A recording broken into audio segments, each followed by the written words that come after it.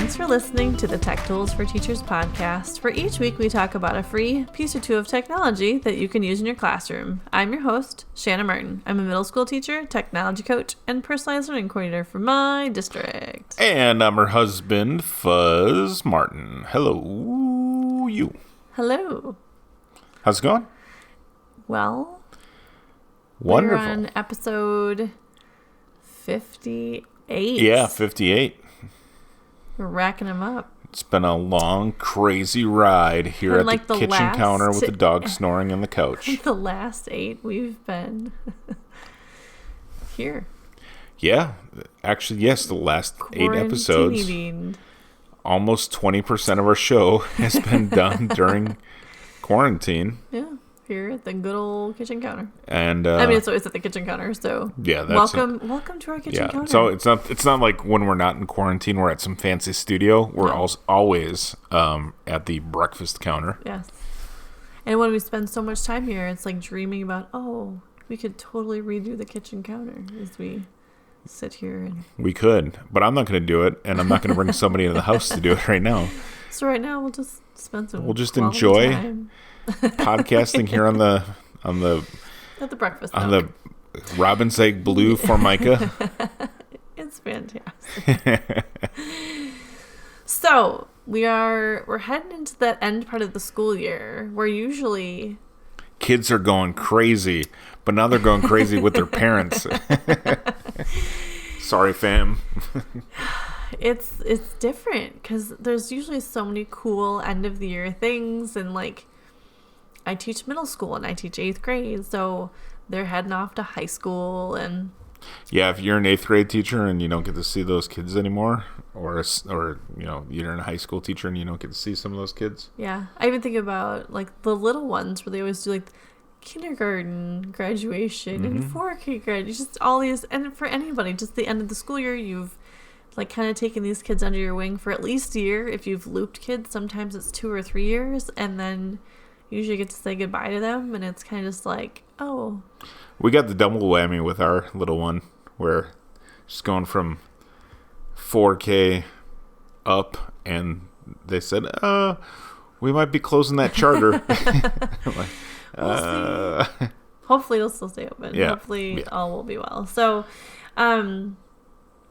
so I've had a lot of talk with other teachers, and everyone's trying to figure out, like, what are we going to do at the end of the year that makes it special? Because we have field day and we have field trips. Like, as our 8th grade class, we do this cool thing. The science teacher does a whole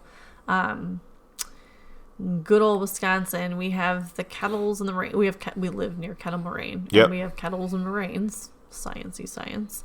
And they learn about erosion and all that kind of stuff. And so then we go hike the Kettle Moraine forest. Like, we hike the trails, and the kids experience the kettles and moraines, and we do this whole picnic thing. Well, obviously none of that is going to happen. So just trying to come up with cool ways. And we've had a lot of discussion, and I see a lot online in all of like my Facebook and Twitter things. Everyone's like, what are we going to do at the end of the year? How are we going to make this happen?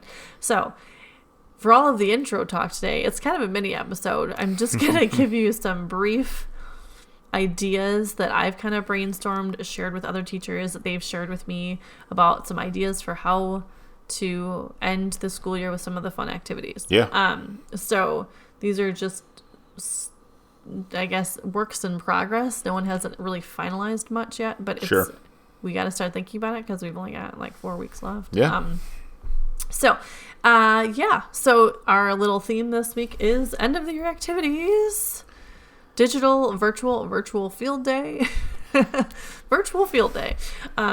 So the first one is actually like addressing field day. So I know a lot of school districts sometimes they do like a little Olympic activities, or they do an outside field day. Yeah, we had that when I was a kid. We had field day, and it was, I remember we got T-shirts and. Wow, really? Oh yeah, it was like everyone got a ribbon, and you got participation ribbons. We got I didn't win anything ever. We got the ribbons, and we were like right on the cusp of everybody gets a ribbon. So we had the A few honorable mention places, but I Nice. don't think everybody got a ribbon for every event. Nice. But but it was. And everybody got popsicles at the end, though. We had such a cool setup. You at lived out in the country. We lived out in the country, so we had this. Like, our school was right next to a giant open field that was mowed. So we were able to, like, have all kids, all grades out doing this big giant thing at once without any, like, it was easy. Yeah. In my, like, my grades were set up strange, but the second school I went to when I was younger, 5th through 8th grade, it was called 38 Acre Park. Okay, yeah. And 38 acres was across the street from my school. So the whole school would cross over. Yeah, and but then this wasn't even do like a it, park. It was just like an open, like, public Yeah. field that had nothing in it except for grass, mowed So you guys grass. do like little egg races? You guys do like egg on a spoon? Oh, we did like sack races and sprints. And, We're totally digressing. Yes. So we can't do any of that right now. No. So I'm sorry. So what's cool? So website number 1. It's called Open, and we did a gym teacher, like gym focused episode, and I didn't use the site, so I'm happy to use it now. It's called openphysed.org. And OPEN stands for Online Physical Education Network. So all you gym teachers or any health teachers, anyone's leading activities, like, game on, the site is for you. And you can register for free if you want to. But what's cool here, and what I'm highlighting for end of the year stuff, is they've already hosted it. It was called National Field Day. And it was on May 8th. So we're a little behind on not talking on about the it actual before then, official on the day. official date that they had it. But if you click on it, all of their tabs, all of their resources are there, so you can hold a field day, like a national field day. You can hold a field day with your students, and they've got it all in PDFs or Words or even Google Docs for some of them. They have practice plans. They have it in English and they have it in Spanish. They have flyers. They have, like, things to go home. But the best part is it's the event cards. It's like the first thing you can click on. You have, like, this list. You can sign up as a teacher and all kinds of stuff. But if you just click on all event cards and it's in, like, PDF format, they have, like, backboard blanket. You need socks and a laundry basket and a bucket or a wall. And they show you exactly how to play the game. Bowl ball. So you need 6 bowls, 1 sock, a paper, and a pencil to tally your scores. And they have climb a ladder. So a ladder, if you have one, 6 to 12 sock balls, laundry basket, empty water bottle. So all of these things are stuff that the kids have at home. Coin flip 400-meter dash, 1 coin. It's all you need. The event, so the object is to run 400 running steps as fast as you can. And then on the signal, flip the coin, let it land, and then if it lands on heads, you run 20 steps, and then the next person runs, like back and forth. Yeah. So what's cool is these event cards, so your whole, like, field day is planned for you with stuff the kids have at home, and they can videotape themselves doing it, or they can take pictures, or they could just tally what they're doing. Yeah, that's cool. But they have all the activities already set up for you, and it's with stuff kids have at home, which is awesome. Yeah, that's really cool. So what's really cool is I know we missed the official day and everything, but the fact that this resource is out there, if you want to have a field day or just take some of those ideas, create your own. It could even be like minute to win it type games. Yeah, and families, if you're looking to do something during the summer, or or even right now, just looking for some serenity and planning for yourself and your home and your kids. The openphyed.org National Field Day website is phenomenal. Yeah. And also on there too, they literally have a tool on there called Tools for Creating an Active Home. So it's set up for families to have activities at their home. They have all kinds of resources. And they even have, like, opening ceremonies and how to do things. So anyway, I know we missed the official day, but the resources are out there to create a field day at home with things that the kids have at home, which is cool. Yeah. So that's my little field day check it out. It's really fun and cool to see the things like sock balls. Like there are so many socks in this house that don't have matches. Like we can just set that up. Well, that's because the oldest one wears mismatched socks to be cool, and now the youngest one is wearing cool. mismatched socks because her sister does it. I think the oldest one, though, actually, it's not that she wants to be cool. It's that she does not want to actually hunt for the other socks. So she just puts 2 clean socks on and calls it good. Yeah. Yeah. So that would drive me nuts. Yes, I agree. So, second thought. So we've got field day. Scavenger hunts. A lot of times, like we do scavenger hunts at our school. Depending on like age and grade, we have kind of like a little nature trail back by our school-ish, and the kids kind of go like hunt for pine cones and go hunt for stuff. Well, couple options. You can do a photo picture of scavenger hunt, where I've done a whole like one of my podcasts on scavenger hunts, where you can go back and there's a bunch of scavenger hunt sites. But you can also just have the kids do like a photo hunt where they take a picture of an animal, take a picture of mismatched socks, and then create a collage, or whoever reports back with 6 of the 10 things, like hooray for you, you'll get a special gold star next to your name on something. So you can do a photo hunt, which doesn't require anything. But a cool site, it's called treasure.run. So treasure.run. And there's several of them that kind of go together, but Treasure Run is the one that we're focusing on in this like collection. And what it does is you pick hiding locations. So you choose 6. So you can choose like carpet, television, shoe, umbrella, floor lamp, and a bread box. I don't know who has bread boxes anymore, but somebody has a bread box. Once you have 6 picked, then you can pick the order of your clues. If that's the order you want them in, you hit continue. And then you can choose if it's primary school, so 6 to 10-year-olds or 10 and up. You pick your age group, and then it generates the clues for you. So you can pick a theme. And then, like, if you pick, they have, like, flowers is my theme. It's just the background picture, really, is all it is. Sure. And then it gives you the solution, which is it's under the carpet. So riddle, on the floor or up the stairs. Step over me, I do not care. And it gives you the clues for the room. Then, like, you can pick your puzzle type. So you can use hieroglyphics if you want to, or accordion puzzle, or shuffle the words, or battleship puzzle, or a zigzag puzzle, or a mirror puzzle, or reversed, or anyway, you pick your puzzle order that you want to do it in.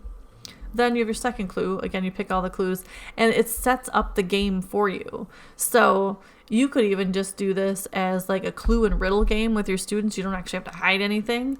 And you could just see if they can figure out the clues. And if you dropped these clues into something like a Google Classroom, into a Google slideshow, and just each slide led them to another clue and hunt them around the house, they can. If you want to get families involved, you could have an older sibling or parent actually hide the clues under there. What is always the catch is you can buy and print them if you want to. Okay. But if you want to buy and print them, you can. Yeah. Or you can just have it create it for you.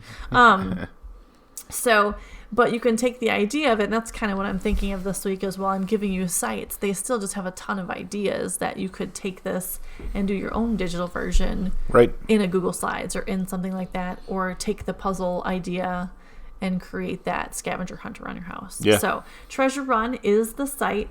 There's a lot of other ways you can set up different games in this scavenger hunt one. They do have a focus for teachers because it is free for school teachers, so you can always ask for that. And you can create new games, and there's different options, and so it's kind of cool. And it's another cool way to set up scavenger hunts. We did a thing with our quarterly work meeting this past week where we always give out prizes. Like usually after a quarterly meeting, we're at like a bowling alley or all different. You guys go golfing? We go, golfing or art museum. It depends on what we're doing. You guys did the zoo one time, and that was awesome. We did the zoo, and we did it's a scavenger hunt at the zoo. Scavenger hunt at the zoo, yeah. Mm-hmm. And we were literally looking for vultures. The scavenger hunt joke. Yeah. This last one, we did a photo meme contest. So what we did was we created some like the meme text. So like not all sports are canceled, or video call expectation versus video call reality. And then it was our employees' like job to go find a photo or take a photo or create like a setting that played to that headline, to that meme headline. And that might be kind of fun, as well as an activity for some of your kids if you're looking for an end of the year kind of fun thing to do. Like, give them 3 headlines and tell them to come up with an image that fits that headline. Yeah, and that would be a good thing as a teacher too, to have the wording set up. Yeah, so that they're just finding the pictures. Right, because then, and obviously if they're submitting to you, hopefully then you can curate what's appropriate or not. But that way you're also not getting any sort of like mean headlines or anything like that. So yeah, kind of fun. I like it. Very fun. So the next thing we're talking about is escape rooms. And I feel like this trend has started happening more and more. I guess it's not like trendy, but you know, going to escape rooms for team building is a thing, and like there's places making big money off of this. And so I've seen a lot of sites to do escape rooms, like online ones. So I have some ideas for that.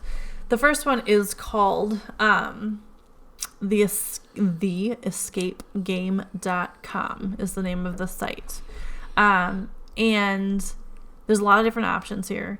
But they do have, and what I like about this one is they have free online games designed to take students on engaging and educational journeys through famous museums. So they have like the escape room field trips. Okay. So for these sites, I see them as like really cool. You can assign it to students or have them do like a brain break, you know, like just hey, we're taking a mental health kind of day. This could be kind of a fun thing to do. But you could take the ideas of how these are set up if you're going to do this more of like a field day, end of the year activity, and make your own. So use this kind of as your template to create your own idea. So with their field trips, or their like escape room field trips, you start, and we'll link the page into ours, and you click to play. And then what's cool is it takes you right through like the Smithsonian. And you're like lost in the Smithsonian, and there's a video that goes with it, and it takes you through, and it explains like this one is the experience for a desktop. So they are clear, like try not to use them on tablets and things like that, but they kind of take you through with different educational exhibits and stuff like that, and they walk you through the different pieces of it, which I think is kind of cool. And that one's educational. They also have a whole load of them that are not educational. And then there's like a piece where you can buy the different games and stuff like that. But I feel like it's a good place to start if you've never really done a digital escape room, or if you just want to try some things out. Yeah. It's a good place to start. And then the other one, when we're talking about digital escape rooms, is called 365 Escape. And this one is more gamey. Okay. It's gamey. So if you could look at under 365escape.com, and then you go under like adventure, and like pick one. There's like feed the cow, so you can go through. And it walks you through, and it'll give you some easy and some hard. What I'm finding about all of this is that there's a lot of ads in these, so it's something to be aware of. Also, it runs on Adobe Flash, so... Yeah, so that may or may not work for you. But if you want to get an idea of how to set up an escape room, like walking through the instructions, piece by piece, clicking on things, it's a good way to learn how to set up an escape room. Yeah, that's cool. So that then leads me to, so try that one out. That's more like gamified if you're like gamey things for your kids. But if you want to set up your own escape room for your end of the year activity, I've seen so many cool different options where it can be created more like a hyperdoc, where you might take a picture of your actual classroom. I took pictures this past week. I went in and I took down my classroom, which was super sad. But I did take pictures of my whole classroom before I took everything down, so I can still work with them through the end of the year if I want to. But you can then modify your picture into a Google Doc, or you could use as the background and say, we've talked about Easily before, or we've talked about even Genially has an interactive image option where you could create a hyperdoc where there's links to different clues, and those clues can lead to other clues, and you could create a whole like escape room in a like I said, an interactive image. So you could use Easily or something like that. We have found Google Docs is not super friendly when it comes to hyperdocs. Okay. But Google Slides is. So you could create a Google slide and then make it super interactive, or a whole slideshow, or just use one slide and make it really interactive and easy to use. And sure. You can incorporate all kinds of things into it. The other option would be if you want to create some sort of escape room, you can do it in Google Forms, where it's almost like a choose your own adventure. Yep. So you can put in pictures and videos. If they choose the right way, they keep going. If they're wrong, you can make it stop, and then because you have a lot more flexibility in Google Forms as well. So there's a lot of different ways you can create digital escape rooms, and that would be a fun end of the year type activity that you could do with your students as well. So virtual field day, you can do scavenger hunts, you can do escape rooms. Those are just a few ideas thrown out there with a couple examples or some sites to kind of lead you guys in the right direction as we're wrapping up the end of our school years, because they are coming to a close very quickly. Yes, they are. So yeah. There it is. Go. Cool. Well, we're getting closer. We're going to go escape to another room. Yes. Away from the breakfast nook. And the snoring dog. She's so loud. Thanks for tuning in. This has been the Tech Tools for Teachers podcast. If you ever have any questions, you can find me on Twitter at SmartNWI, or on Facebook. Feel free to follow us. And if you want to get more information on the links to the technology discussed in this episode, you can visit smartnwi.com or check out that newly beautifully organized EdTech directory. New episodes each week. Thanks for listening. Go educate and innovate. The ideas and opinions expressed in this podcast and the Smart and WI website are those of the author, Shanna Martin, and not of her employer. Prior to using any of the technologies discussed on this podcast, please consult with your employer regulations. This podcast offers no guarantee that these tools will work for you as described, but we hope they do. And we'll talk to you again soon on the Tech Tools for Teachers podcast.